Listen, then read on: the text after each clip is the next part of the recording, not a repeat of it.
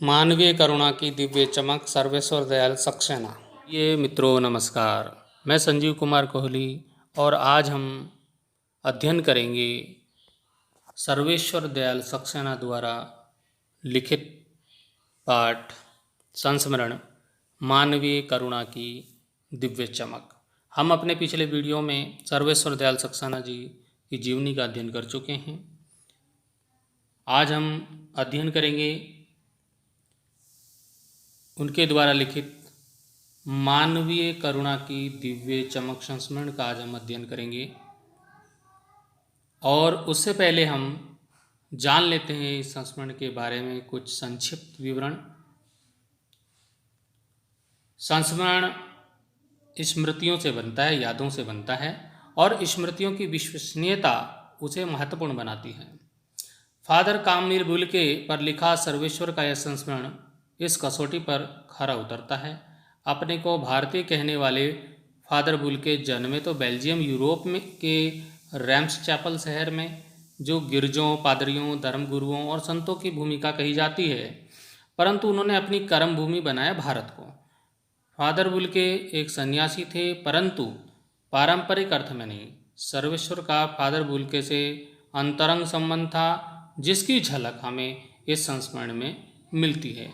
लेखक का मानना है कि जब तक राम कथा है, इस विदेशी भारतीय साधु को याद किया जाएगा तथा उन्हें हिंदी भाषा और बोलियों के अगाध प्रेम का उदाहरण माना जाएगा। तो आइए पढ़ते हम संस्मरण को। फादर को जहरबाद से नहीं मरना चाहिए था। अभी जहरबाद क्या चीज़ हुई? जहरबाद एक गैंग्रीन नाम का बीमारी है, एक प्रकार का जहरीला और कष्ट साध्य फोड़ा जो हुआ था, उसको जहरबाद का नाम दिया। तो फादर की मृत्यु गैंग्रीन नामक रोग से हो गई थी। तो इसलिए लेखक यहाँ कहना चाहता है कि इतने अच्छे आदमी थे वो, तो उन्हें ऐसे जहरबाद रोग से नहीं मरना चाहिए था, क्योंकि फादर तो दूसरों के लिए मिठास भरे अमृत तुल्य फादर थे। तो वो उनको अंतिम समय में ऐसी यातना क्यों मिली, इसलिए यहाँ पे लिखा है कि फादर को जहरबाद से नहीं मरना चाहिए था। जिसकी रगों में दूसरे के लिए मिठास भरे अमृत का अतिरिक्त और कुछ नहीं था, उसके लिए इस जहर का विधान क्यों हो? यह सवाल किस ईश्वर से पूछें? प्रभु की आस्था ही जिसका अस्तित्व था, वह देह की इस यातना की परीक्षा उम्र की आखिरी देरी पर क्यों दे? एक लंबी पादरी के सफ़ेद चौके से ढकी आकृति सामने है। गोरा रंग, सफ़ेद झाई मारती भूरी दाढ़ी, नीली आंखें, बाएं खोल, गले लगाने को आतुर। इतनी ममता, इतना अपनत्व इस साधु में अपने हर एक प्रियजन के लिए उमड़ता रहता था। मैं 35 साल से इसका साक्षी था। ये कौन लिख रहे हैं? सर्वेश्वर जी लिख रहे हैं। तब भी जब वह इलाहाबाद में थे और तब भी जब वह दिल्ली आते थे। आज उन बाहों का दबाव मैं अपनी छाती पर महसूस करता हूँ। फादर को याद करना एक उदास शांत संगीत सुनने जैसा है। उनको देखना करुणा के निर्मल जल में स्नान करने जैसा है, और उनसे बात करना कर्म के संकल्प से भरना था। मुझे परिमल के वे दिन याद आते हैं जब हम सब एक पारिवारिक रिश्ते में बंधे जैसे थे, जिसके बड़े फादर बुल्के थे। हमारे हंसी मजाक में हुआ निर्लिप्त शामिल होते। अब निर्लिप्त क्या हुआ? निर्लिप्त होता है आसक्ति रहित, जो लिप्त ना हो किसी चीज़ में। अब इसमें एक शब्द आया परिमल। परिमल के दिन याद है, परिमल शब्द आया है। तो परिमल क्या? परिमल निराला, जो सूर्यकांत त्रिपाठी निराला जी जो हिंदी के प्रसिद्ध कवि हुए हैं, निराला के प्रसिद्ध काव्य संकलन का नाम था परिमल। इसी के नाम पर गठित एक साहित्यिक संस्था थी, जिसको साहित्यिक संस्था उसका नाम दिया था परिमल। तो अब यहाँ पे कि परिमल के दिन याद आते थे, वो बात यहाँ पे बोला गया है। तो हमारी गोष्ठियों में जो गोष्ठियाँ होती थी परिमल की, तो वह गंभीर बहस करते, हमारी रचनाओं पर बेबाक राय और सुझाव देते, और हमारे घरों के किसी भी उत्सव और संस्कार में बड़े भाई और पुरोहित जैसे खड़े हमें अपनी आशीषों से भर देते थे।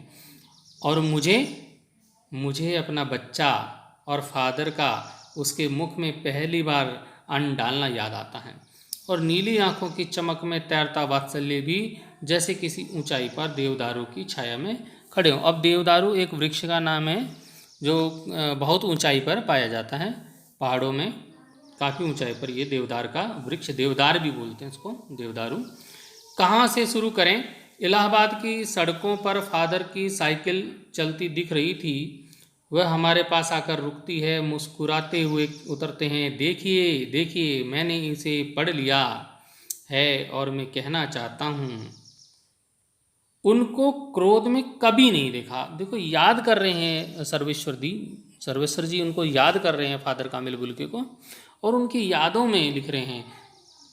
आपने पिछली कक्षा में एक पाठ पढ़ा होगा, सांवले सपनों की याद, तो उसमें भी जो है सालिम अली जी को याद कर रहे थे वो लेखक जाबिर हुसैन। तो यहाँ वो भी संस्मरण है, और यहाँ पे ये संस्मरण है, इसमें सर्वेश्वर दयाल सक्सेना जी याद कर रहे हैं किसको? फादर कामिल बुल्के को। तो अब वो कह रहे हैं कि और उनको क्रोध में कभी नहीं देखा, आवेश में देखा है, और ममता तथा प्यार में लबालब छलकता महसूस किया है। अक्सर उन्हें देखकर लगता है कि बेल्जियम में इंजीनियरिंग के अंतिम वर्ष में पहुंचकर उनके मन में सन्यासी बनने की इच्छा कैसे जाग गई, जबकि घर भरा पूरा था, 2 भाई, 1 बहन, माँ, पिता सभी थे, फिर वो सन्यासी क्यों बन गए? आपको अपने देश की याद आती है? तो पूछा है उनसे तो क्या बताते हैं आपको अपने देश की याद आती है? तो फादर बोलते हैं, मेरा देश तो भारत है। मैं जन्मभूमि की पूछ रहा हूँ। हाँ आती है, बहुत सुंदर है मेरी जन्मभूमि, रैम्स चैपल। घर में किसी की याद? माँ की याद आती है, बहुत याद आती है। फिर अक्सर माँ की स्मृति में डूब जाते देखा है। उनकी माँ की चिट्ठियाँ अक्सर उनके पास आती थीं। अपने अभिन्न मित्र डॉक्टर रघुवंश को वह उन चिट्ठियों को दिखाते थे। पिता और भाइयों के लिए बहुत लगाव मन में नहीं था। पिताजी व्यवसायी थे, एक भाई बड़ी वहीं पादरी हो गया है, और एक भाई काम करता है, उसका परिवार है। बहन सख्त और जिद्दी थी, बहुत देर से उसने शादी की। फादर को एक आध बार उसकी शादी की चिंता व्यक्त करते उन दिनों देखा था। भारत में बस जाने के बाद 2 या 3 बार अपने परिवार से मिलने भारत से बेल्जियम गए थे। लेकिन मैं तो सन्यासी हूँ, आप सब छोड़कर क्यों चले आए? प्रभु की इच्छा थी, वह बालकों की सी सरलता से मुस्कुराकर कहते।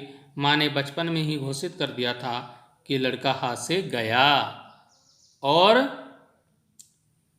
सचमुच इंजीनियरिंग के अंतिम वर्ष की पढ़ाई छोड़कर फादर बुल्के सन्यासी होने जब धर्मगुरु के पास गए और कहा मैं सन्यास लेना चाहता हूँ, तथा एक शर्त रखी, सन्यास लेते समय सन्यास चाहने वाला शर्त रख सकता है, ठीक है, कि मैं भारत जाऊंगा।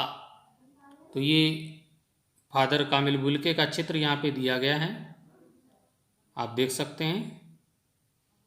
अब उन्होंने शर्त रखी कि मैं भारत जाऊंगा।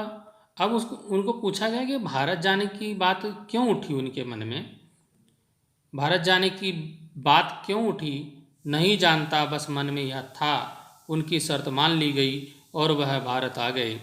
पहले जीसेट संघ में 2 साल पादरियों के बीच धर्माचार की पढ़ाई की, फिर 9-10 वर्ष दार्जिलिंग में पढ़ते रहे। कोलकाता जिसको कलकत्ता अब कोलकाता के से उन्होंने बीए किया और फिर इलाहाबाद से एमए। उन दिनों डॉक्टर धीरेन्द्र वर्मा हिंदी विभाग के अध्यक्ष थे। शोध प्रबंध प्रयाग विश्वविद्यालय के हिंदी विभाग में रहकर 1950 में पूरा किया। राम कथा उत्पत्ति और विकास परिमल में उनके अध्याय पढ़े गए। फादर ने मातरलिंक के प्रसिद्ध नाटक ब्लू बर्ड का रूपांतर भी किया है नील पंछी नाम से। बाद में वह सेंट जेवियर्स कॉलेज रांची में हिंदी तथा संस्कृत विभाग के विभागाध्यक्ष हो गए और यहीं उन्होंने अपना प्रसिद्ध अंग्रेजी हिंदी कोश तैयार किया और बाइबिल का अनुवाद भी। और वहीं बीमार पड़े, पटना आए, दिल्ली आए और चले गए। 47 वर्ष देश में रहकर, यानी कि 47 वर्ष देश में रहकर 73 वर्ष की जिंदगी जीकर चले गए। फादर बुल के संकल्प से सन्यासी थे। कभी कभी लगता है कि वो मन से सन्यासी नहीं थे, रिश्ता बनाते थे, तोड़ते नहीं थे। 10 साल बाद मिलने के बाद भी उसकी गंध महसूस होती थी। वह जब भी दिल्ली आते जरूर मिलते, खोज कर समय निकाल कर, गर्मी सर्दी बरसात झेल कर मिलते, चाहे 2 मिनट के लिए ही सही। यह कौन सन्यासी करता है। उनकी चिंता हिंदी को राष्ट्रभाषा के रूप में देखने की थी। हर मंच से इसकी तकलीफ बयान करते, इसके लिए अकाट्य तर्क देते। बस इसी एक सवाल पर उन्हें झुंझलाते देखा है और हिंदी वालों द्वारा ही हिंदी की उपेक्षा पर दुख करते उन्हें पाया है। घर परिवार के बारे में निजी दुख तकलीफ के बारे में पूछना उनका स्वभाव था और बड़े से बड़े दुख में उनके मुख से सांत्वना के जादू भरे 2 शब्द सुनना एक ऐसी रोशनी से भर देता था जो किसी गहरी तपस्या से जन्मती है। हर मौत दिखाती है जीवन की नई राह। मुझे अपनी पत्नी और पुत्र की मृत्यु याद आ रही है और फादर के शब्दों से झरती विरल शांति भी। आज वह नहीं है। दिल्ली में बीमार रहे और पता नहीं चला। बाएं खोलकर इस बार उन्होंने गले नहीं लगाया। जब देखा तब वे बाएं दोनों हाथों की सूजी उंगलियों को उलझाए ताबूत में जिस्म पर पड़ी थीं। जो शांति बरसती थी वह चेहरे पर स्थिर थी, तरलता जम गई थी। वह 18 अगस्त 1982 की सुबह 10 बजे का समय था। दिल्ली में इस कश्मीरी गेट के निकलसन कब्रगाह में उनका ताबूत एक छोटी सी नीली गाड़ी से उतारा गया। कुछ पादरी, रघुवंश जी का बेटा और उनके परिजन राजेश्वर सिंह उसे उतार रहे थे। फिर उसे उठाकर एक लंबी संकरी उदास पेड़ों की घनी छांव वाली सड़क से कब्रगाह के आखिरी छोर तक जाया गया, जहां धरती की गोद में सुलाने के लिए कब्र अवाक मुंह खोले लेटी थी। ऊपर करील की घनी छां थी और चारों ओर कब्रें और तेज धूप के वृत्त।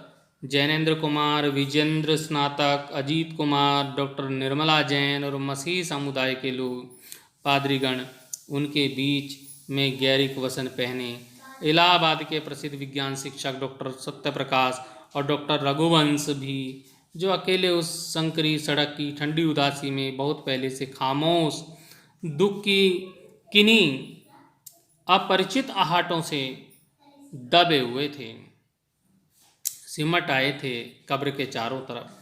फादर की देह पहले कब्र के ऊपर लिटाई गई। मसीही विधि से अंतिम संस्कार शुरू हुआ रांची के फादर पास्कल तोयना के द्वारा। उन्होंने हिंदी में मसीही विधि से प्रार्थना की। फिर सेंट जेवियर्स के रेक्टर फादर पास्कल ने उनके जीवन और कर्म पर श्रद्धांजलि अर्पित करते हुए कहा, फादर बुल के धरती में जा रहे हैं, इस धरती से ऐसे रत्न और पैदा हों। डॉक्टर सत्यप्रकाश ने भी अपनी श्रद्धांजलि में उनके अनुकरणीय जीवन को नमन किया। फिर देह कब्र में उतार दी गई। लेखक कहते हैं, मैं नहीं जानता इस सन्यासी ने कभी सोचा था या नहीं कि उसकी मृत्यु पर कोई रोएगा, लेकिन उस क्षण रोने वालों की कमी नहीं थी। नम आंखों को गिनना शाही फैलाना है। इस तरह हमारे बीच से वह चला गया जो हमसे सबसे अधिक छायादार, फल फूल गंध से भरा और सबसे अलग सबका होकर सबसे ऊंचाई पर मानवीय करुणा की दिव्य चमक में लहलहाता खड़ा था, जिसकी स्मृति हम सबके मन में, जो उनके निकट थे, किसी यज्ञ की पवित्र आग की आंच की तरह आजीवन बनी रहेगी। मैं उस पवित्र ज्योति की याद में श्रद्धा नत हूँ, मैं श्रद्धा नत हूँ। किंतु इस प्रकार मानवीय करुणा की दिव्य चमक हमारे बीच से चली गई, किंतु उस पवित्र ज्योति की याद आज भी जीवित है। वीडियो को पूरा देखने के लिए सभी मित्रों का धन्यवाद।